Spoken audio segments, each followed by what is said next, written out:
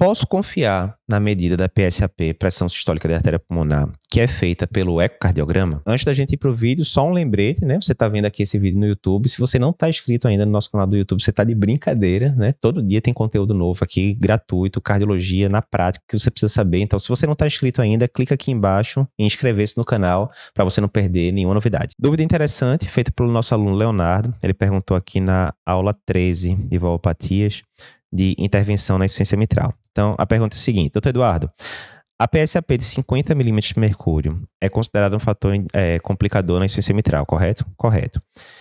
Essa PSAP é medida pelo eco mesmo, não há espaço para CAT direito nesses casos? Então, vamos lá. Boa pergunta, Leonardo. Então, você lembrou bem, né? Primeiro, quando eu estou com um paciente com valvopatia esquerda, eu tenho que ver, primeiro, importante, né? Ele tem sintomas? Se ele tem sintomas em uma valvopatia primária, insuficiência mitral importante, com sintomas. Estenose aórtica importante, com sintomas. Acabou, esse paciente tem indicação de intervenção.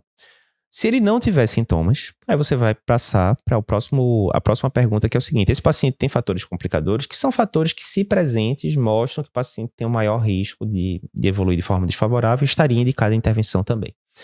No caso da insuficiência mitral, a gente usa a regra 60, 50, 40, que é o quê? Fração de ejeção abaixo de 60%. PSAP de 50 milímetros ou mais, ou diâmetro sistólico de VE de 40 milímetros ou mais, também tem FA de início recente. Se tiver algum desses, é considerado fator complicador e o paciente deve ser encaminhado para intervenção.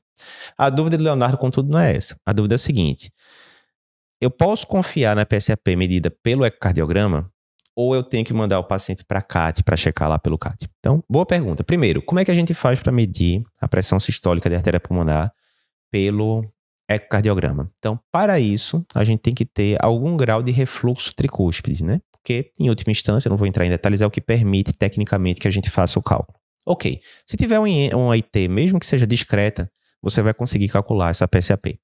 E aí, através de cálculos lá, né, a gente mede o gradiente entre ventrículo direito e ato direito, depois soma com uma pressão, né, estimada do ato direito, etc. Você calcula lá, PSAP de 30 e pouco, PSAP de 50 e pouco, etc. Beleza. Essa PSAP que é calculada pelo eco, ela é totalmente fidedigna com o padrão ouro, que seria medida realmente diretamente pelo CAT, né, usando uma catéter de Swan-Ganz, por exemplo? Não.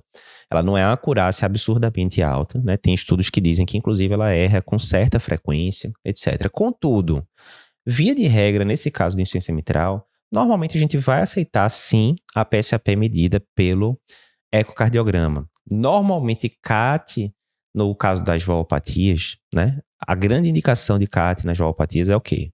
Eu dei a indicação já de operar, né, ou de intervir, né, pode ser percutâneo naquele paciente.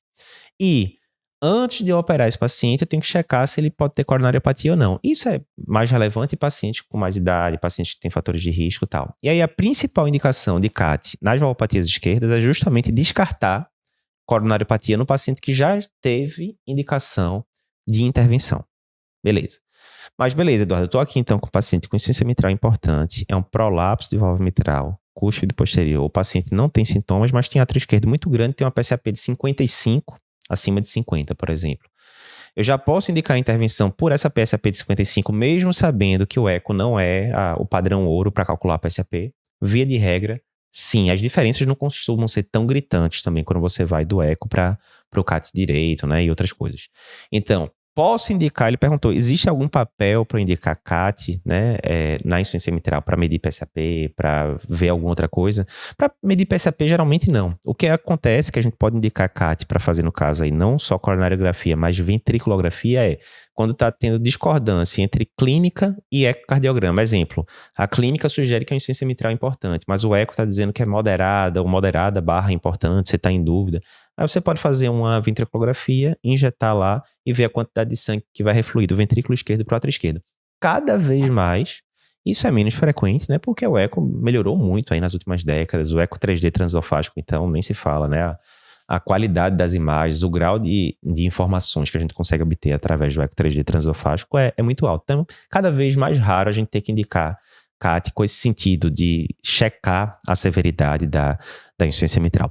Da mesma forma é isso. Geralmente a gente vai se basear na PSAP medida pelo eco mesmo. Se a PSAP deu acima de 50 pelo eco, tá lá, né? Aí é sempre bom você saber ver as imagens. O traçado do refluxo tricúspide tá bem bonitinho, conseguiu medir direitinho, tá lá todos os parâmetros, certo? Geralmente você vai considerar isso daí mesmo e vai indicar a intervenção se a PSAP tiver maior ou igual a 50 milímetros de mercúrio pelo ecocardiograma. Olá, que bom que você gostou desse vídeo que acabou de ver, um videozinho mais curto. Se você tem interesse em outros vídeos curtos do Cardio Papers, eu vou te indicar esse daqui.